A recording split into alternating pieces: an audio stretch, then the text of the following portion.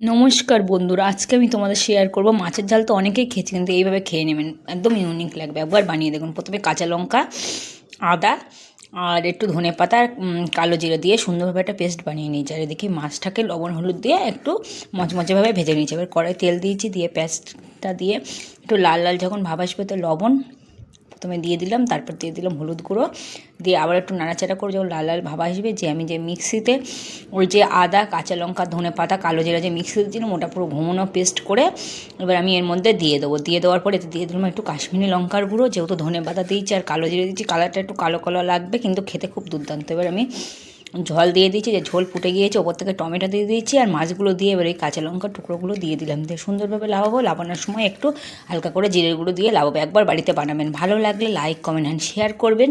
আর এর সঙ্গে ছিল আর একটা তরকারি, আর খেতে তো দুর্দান্ত হয়েছে, দেখতেও খুব সুন্দর হয়েছিল। একবার বাড়িতে বানাবেন, ভালো লাগলে লাইক কমেন্ট অ্যান্ড শেয়ার করবেন। নমস্কার বন্ধুরা, থ্যাংক ইউ।